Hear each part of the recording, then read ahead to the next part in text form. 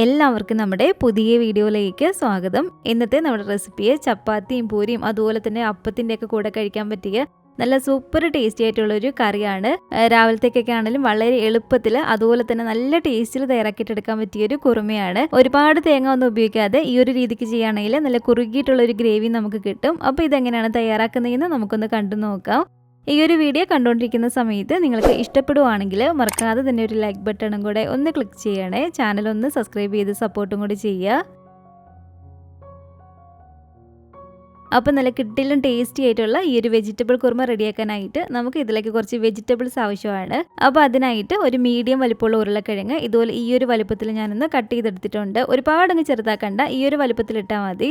ഞാനിപ്പോൾ ഇവിടെ ഈ ഒരു വെജിറ്റബിൾസ് ഒക്കെ കുക്കറിലിട്ടാണ് ജസ്റ്റ് ഒന്ന് വേവിച്ചിട്ടെടുക്കുന്നത്. ഇനി സാധാ പാത്രത്തിൽ വെള്ളം ഒഴിച്ച് കൊടുത്തിട്ട് ആ ഒരു രീതിക്ക് വേണമെങ്കിൽ വേവിക്കാം, അല്ലെങ്കിൽ നമുക്ക് ഈ ഒരു വെജിറ്റബിൾസ് ഒക്കെ ആവിയിൽ വേണമെങ്കിൽ വേവിച്ചിട്ടെടുക്കാം കേട്ടോ, ഗ്രീൻ പീസ് ഒഴിച്ച്. അതുപോലെ തന്നെ ഒരു ചെറിയ ക്യാരറ്റ് ഈ ഒരു വലുപ്പത്തിൽ കട്ട് ചെയ്തിട്ടെടുത്താണ്, അതും കൂടി നമുക്കൊരു കുക്കറിലേക്ക് ഇട്ട് കൊടുക്കാം.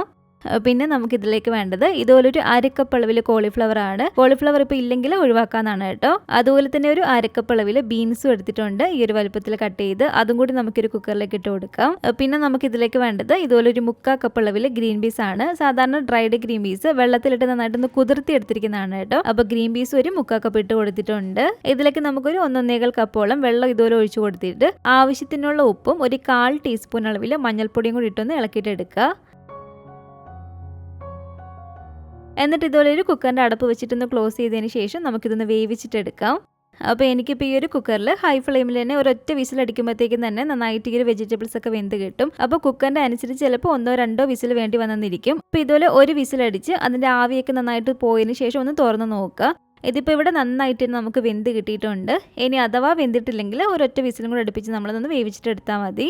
എനിക്കിപ്പോൾ ഇതിവിടെ ഒരു കറക്റ്റ് പാകമാണ് കേട്ടോ. ഇതിൽ ഒരുപാടങ്ങ് വെന്ത് പോയിട്ടുണ്ടെങ്കിൽ നമ്മളിത് കറിയിലേക്ക് ഇടുമ്പോഴത്തേക്കും ഒരുപാടെല്ലാം കൂടെ വെന്തങ്ങ് അലുത്ത് പോകുന്ന ഒരു രീതിയായി പോവും. ഇതിപ്പോൾ കറക്റ്റ് ആ ഒരു പരുവത്തിന് തന്നെ കിട്ടിയിട്ടുണ്ട്. ഇനി ഇതുപോലൊരു പാനിലേക്ക് നമുക്ക് ഒരു 1.5 ടേബിൾ സ്പൂൺ അളവിൽ വെളിച്ചെണ്ണ ഒഴിച്ചു കൊടുക്കാം. ഇതുപോലുള്ള കറികളൊക്കെ നമ്മൾ ചെയ്യുന്ന സമയത്ത് കുറച്ചും കൂടി നല്ലൊരു ടേസ്റ്റ് കിട്ടാൻ വെളിച്ചെണ്ണ തന്നെ ഉപയോഗിക്കണം കേട്ടോ.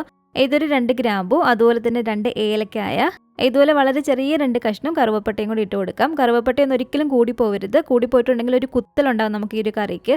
അപ്പോൾ ഇതുപോലെ വളരെ തീരെ ചെറിയ കഷ്ണങ്ങൾ മാത്രമേ ചേർത്ത് കൊടുക്കാവുള്ളൂ.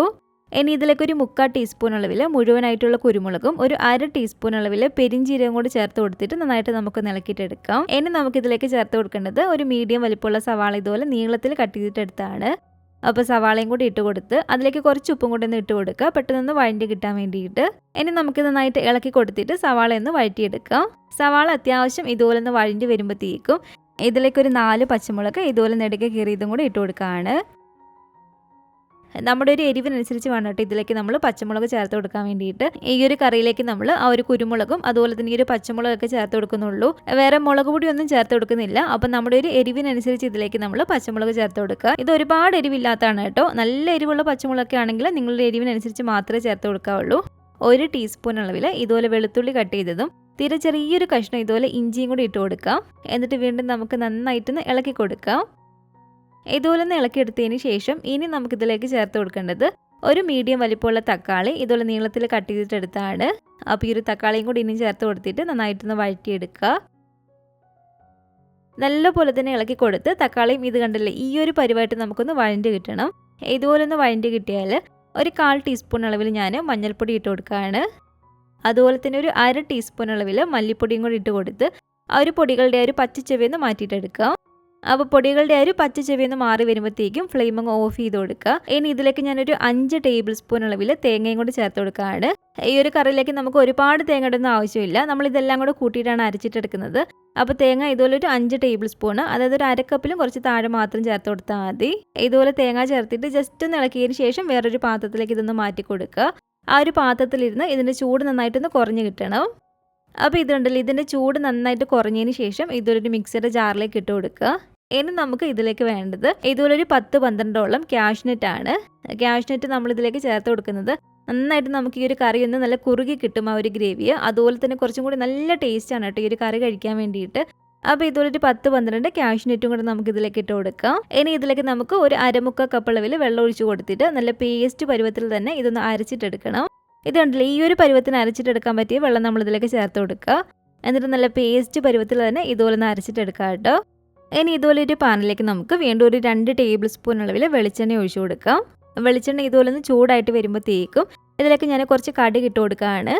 കടുകൊന്ന് പൊട്ടി വരുമ്പോഴത്തേക്കും ഒരു തണ്ട് കറിവേപ്പിലയും കൂടെ നമുക്കിതിലേക്ക് ഇട്ട് കൊടുക്കാം. അതിനുശേഷം നമ്മളിപ്പോൾ അരച്ചെടുത്ത് വെച്ചിരിക്കുന്ന ഒരു ഗ്രേവി ഇല്ലേ, ആ ഒരു ഗ്രേവി ഇതിലേക്ക് മുഴുവനായിട്ട് ഇട്ട് കൊടുക്കുക. എന്നിട്ട് ഒരു മിക്സിയുടെ ജാറിലേക്ക് തന്നെ ഒരു 1.25 കപ്പോളം വെള്ളം ഒഴിച്ചു കൊടുത്തിട്ട് ആ ഒരു വെള്ളം നമുക്കിതിലേക്ക് ഒഴിച്ചു കൊടുക്കാം. ആ ഒരു ജാറിൽ ബാക്കിയുള്ള ഒരു ഗ്രേവി കഴുകിയിട്ട് ഒരു 1.25 കപ്പോളം വെള്ളം കൂടി ഇതിലേക്ക് ഞാൻ ഒഴിച്ചു കൊടുത്തിട്ടുണ്ട്. തീയെ നന്നായിട്ട് കുറച്ച് വെച്ച് കൊടുത്ത് ഒരു 2-3 മിനിറ്റോളം ഇതുപോലെ ഇളക്കി കൊടുത്തതിന് ശേഷം ഇനി നമുക്കിതിലേക്ക് ചേർത്ത് കൊടുക്കേണ്ടത് നമ്മൾ വേവിച്ച് വെച്ചിരിക്കുന്ന ഒരു വെജിറ്റബിൾസ് ആണ്. ഈ ഒരു വെജിറ്റബിൾസും കൂടി ചേർത്ത് നന്നായിട്ടൊന്ന് ഇളക്കി കൊടുക്കുക കേട്ടോ. അപ്പോൾ ഇതുപോലെ വെജിറ്റബിൾസ് ചേർത്ത് നന്നായിട്ട് നമ്മളൊന്ന് ഇളക്കി എടുത്തതിന് ശേഷം ഇതിലേക്ക് ഞാൻ ഒരു 1/2 കപ്പും കൂടി വെള്ളം ചേർത്ത് കൊടുക്കുകയാണ്. ആ ഒരു ഗ്രേവി എത്രത്തോളം വേണോ അതിനനുസരിച്ച് വേണം നമ്മൾ ഇതിലേക്ക് ചേർത്ത് കൊടുക്കാൻ വേണ്ടിയിട്ട്. എന്ന് വെച്ചാൽ വെള്ളം ഒരുപാടങ്ങ് കൂടിപ്പോവുകയും ചെയ്യരുത്. അപ്പോൾ ഒരു 1/2 കപ്പ് അളവിൽ വെള്ളം കൂടി ചേർത്ത് വീണ്ടും നന്നായിട്ട് ഇളക്കിയിട്ട് എടുക്കുകയാണ്. നമ്മളൊരു വെജിറ്റബിൾസ് വേവിക്കുന്ന സമയത്തും അതുപോലെ സവാള വഴറ്റിയ ഒരു സമയത്ത് ഉപ്പ് ചേർത്ത് കൊടുത്തിരുന്നു. അപ്പോൾ ഇതിലേക്ക് ഇപ്പോൾ ഉപ്പ് നോക്കിയിട്ട് ആവശ്യമുണ്ടെങ്കിൽ ഇതുപോലെ ചേർത്ത് കൊടുക്കുക. എന്നിട്ട് നന്നായിട്ട് നമുക്കൊന്ന് ഇളക്കി കൊടുക്കാം. തീ നന്നായിട്ട് കുറച്ച് വെച്ച് കൊടുത്തിട്ട് നമുക്കിതുപോലെ മൂടി വെച്ചൊന്ന് അടച്ച് വെച്ച് കൊടുക്കാം. മൂടി വെച്ച് അടച്ച് വെച്ച് കൊടുത്ത് ഒരു 6-7 മിനിറ്റും കൂടി നമ്മളൊന്ന് കുക്ക് ചെയ്തെടുത്താൽ മാത്രം മതി. തീ ഒരുപാട് കൂടി പോകരുത്, അത് പ്രത്യേകം ശ്രദ്ധിക്കണം. തീ നന്നായിട്ട് കുറച്ച് വെച്ച് കൊടുത്തിട്ട് വേണം കേട്ടോ നമ്മളിതുപോലെ മൂടി വെച്ചൊന്ന് അടച്ച് വെച്ച് കൊടുക്കാൻ വേണ്ടിയിട്ട്. അപ്പോൾ ഏകദേശം ഒരു 6-7 മിനിറ്റോളം കഴിഞ്ഞിട്ടുണ്ട്. ഇനി ഞാനിതൊന്ന് തുറന്ന് നോക്കുകയാണ്. ഈ ഒരു സമയമൊക്കെ ആകുമ്പോഴത്തേക്ക് തന്നെ ആ ഒരു വെജിറ്റബിൾസിലും ആ ഒരു മസാലയൊക്കെ നന്നായിട്ട് പിടിച്ചിട്ടുണ്ടായിരിക്കും. അപ്പോൾ ലാസ്റ്റായിട്ട് ഇതിലേക്ക് ഞാൻ കുറച്ച് മല്ലിയില ഇട്ട് കൊടുക്കുകയാണ്. അതുപോലെ തന്നെ ലാസ്റ്റ് ഇതിലേക്ക് വേണമെങ്കിൽ കുറച്ച് കാഷ്യൂനട്ട് ഇതുപോലെ ഫ്രൈ ചെയ്തത് വേണമെങ്കിൽ ഇട്ട് കൊടുക്കാം. അതൊക്കെ ഓപ്ഷണലാണ് കേട്ടോ, വേണമെങ്കിൽ മാത്രം ഇട്ട് കൊടുത്താൽ മതി. അപ്പോൾ ഇത്രയേ ഉള്ളൂ. നല്ല കിട്ടിലും ടേസ്റ്റി ആയിട്ടുള്ള നമ്മുടെ ഈ ഒരു വെജിറ്റബിൾ കുറുമ ഇവിടെ റെഡി ആയിട്ടുണ്ട്. ഇനി നമുക്ക് ഫ്ലെയിം അങ്ങ് ഓഫ് ചെയ്ത് കൊടുത്തേക്കാം.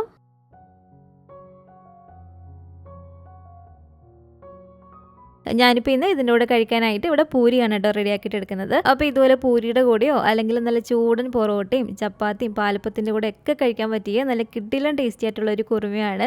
ഇതുപോലെ നിങ്ങൾ ഉണ്ടാക്കി നോക്കിയിട്ടില്ലെങ്കിൽ തീർച്ചയായിട്ടും ഒന്ന് ട്രൈ ചെയ്ത് നോക്കാം കേട്ടോ. രാവിലത്തെ ബ്രേക്ക്ഫാസ്റ്റിനാണെങ്കിലും വൈകിട്ട് ഡിന്നറിനൊക്കെ ആണെങ്കിലും വളരെ ഈസി ആയിട്ട് നമുക്ക് ചെയ്തെടുക്കാൻ പറ്റിയ ഒരു കറിയാണ്. അതും നല്ല ടേസ്റ്റി ആയിട്ട് കഴിക്കാനും പറ്റും. അപ്പോൾ ഉണ്ടാക്കി നോക്കാത്തവർ തീർച്ചയായിട്ടും ഒന്ന് ട്രൈ ചെയ്ത് നോക്കുക. എന്നിട്ട് നിങ്ങളുടെ അഭിപ്രായങ്ങളൊക്കെ മറക്കാതെ തന്നെ നമ്മുടെ കമൻറ്റ് ബോക്സിൽ വന്ന് അറിയിക്കുക. ഈ ഒരു വീഡിയോ ഇഷ്ടപ്പെട്ടെങ്കിൽ മറക്കാതെ തന്നെ ഒരു ലൈക്ക് ബട്ടണും കൂടെ ഒന്ന് ക്ലിക്ക് ചെയ്യണേ. നിങ്ങളുടെ ഫാമിലിയും ഫ്രണ്ട്സും ഒക്കെ ആയിട്ട് നമ്മുടെ ഒരു വീഡിയോ ഒന്ന് ഷെയർ ചെയ്ത് കൊടുക്കുക. പുതിയതായിട്ട് ഈ ഒരു ചാനൽ ആരെങ്കിലും കാണുന്നുണ്ടെങ്കിലും ഇതുവരെയായിട്ടും ഈ ഒരു ചാനൽ സബ്സ്ക്രൈബ് ചെയ്തിട്ടില്ലെങ്കിലും താഴെ കാണുന്ന റെഡ് സബ്സ്ക്രൈബ് ബട്ടണും കൂടെ ഒന്ന് പ്രസ് ചെയ്ത് സപ്പോർട്ട് ചെയ്യണേ. കൂട്ടത്തിലെ കാണുന്ന ബെല്ലൈക്കണും കൂടെ ഒന്ന് ക്ലിക്ക് ചെയ്ത് അതിൽ ഓൾ എന്ന ഒരു ഓപ്ഷൻ തന്നെ കൊടുക്കുകയാണെങ്കിൽ ഞാൻ പുതിയ റെസിപ്പികളൊക്കെ ഇടുന്ന സമയത്ത് നിങ്ങൾക്ക് അതിൻ്റെ നോട്ടിഫിക്കേഷൻ കിട്ടുന്നതായിരിക്കും. ഇൻഷാ അല്ലാഹ് വീണ്ടും നമുക്ക് ഇതുപോലെ നല്ലൊരു റെസിപ്പി ആയിട്ട് കാണാം.